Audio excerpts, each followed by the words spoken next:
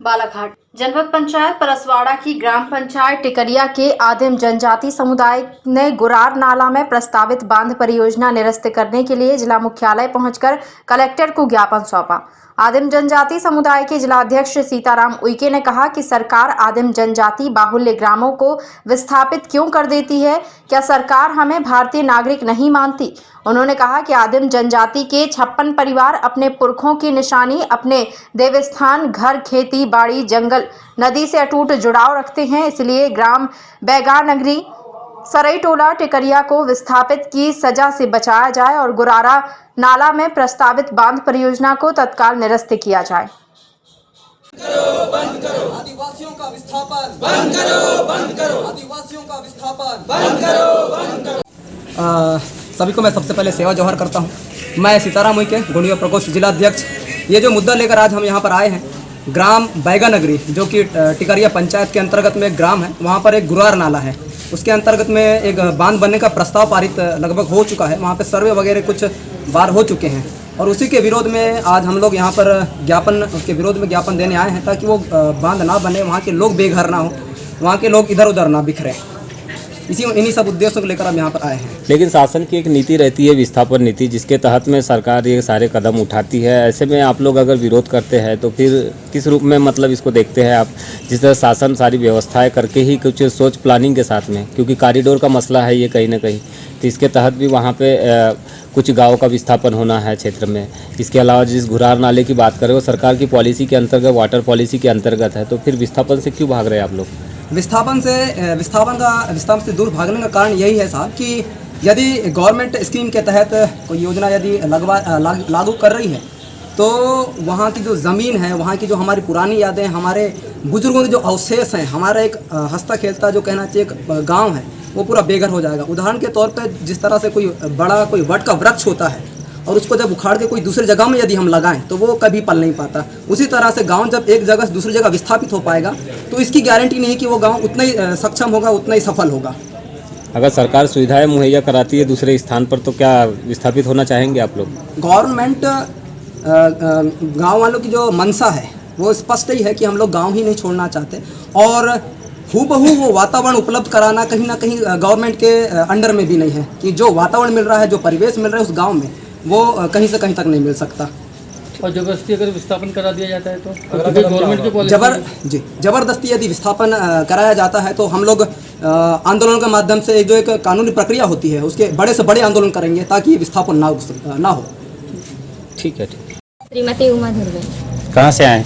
Sir, हम ग्राम बैगानगरी के निवासी हैं और टिकरिया और बैगानगरी के बीच में एक बांध बनने का सोच रहे हैं गवर्नमेंट, और हमें वहाँ बांध नहीं चाहिए सर। हमारी जो ज़मीन है, हमारे जो खेत बाड़ी मकान है सर, उसमें पूरा डूब रहा है और जिससे कि हमारे पूर्वजों की ज़मीन है, हम लोग सारा आज तक जितना भी कमाए ना सर, हमने पूरा अपना खेती में लगा दिया कि हमारा खेती अच्छा होगा तो हमारा विकास होगा। और सरकार अगर हमें उठा के अगर किसी और ज़मीन में भेजाएगी तो हम इतना तरक्की नहीं कर पाएंगे सर। एक तो वहाँ पर खेती पर ही निर्भर है वहाँ के किसान, और कोई दूसरा जरिया है ही नहीं। कितने लोग रहते हैं बैगानगरी में? बैगानगरी में सर 70-75 मकान है। पूरा बैगानगरी डेंडवा मिला के उनकी पूरी ज़मीन वहीं पर आती है सर।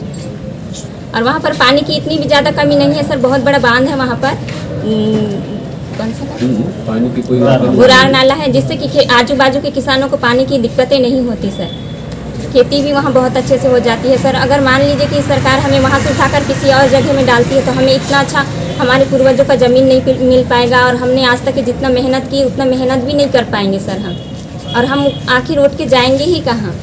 इसलिए हम नहीं चाहते कि वहाँ बांध बने और हमें घर से बेघर होना पड़े। ठीक।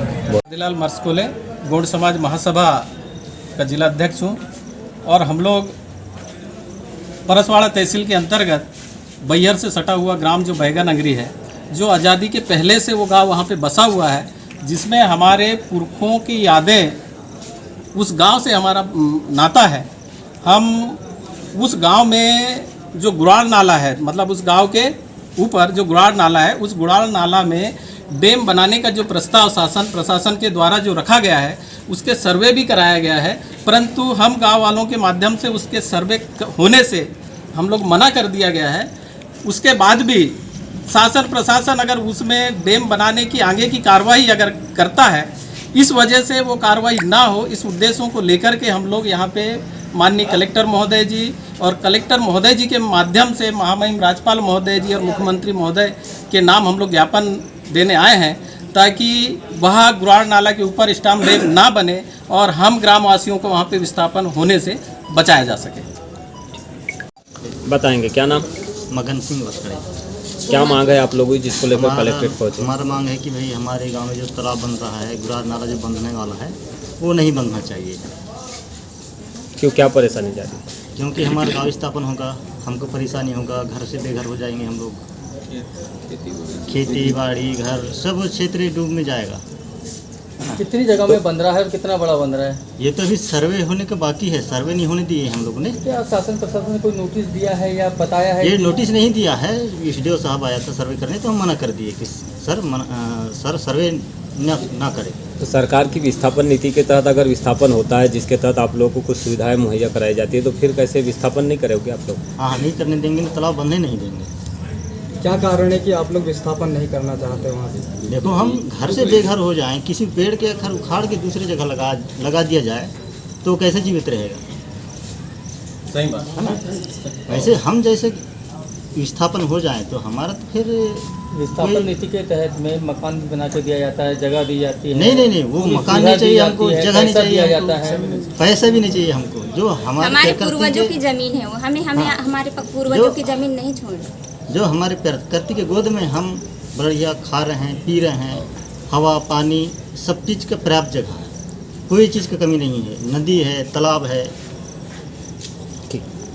खबर समय जगत के लिए बालाघाट से संजय अजीत की report. For latest news, subscribe to our channel and press the bell icon.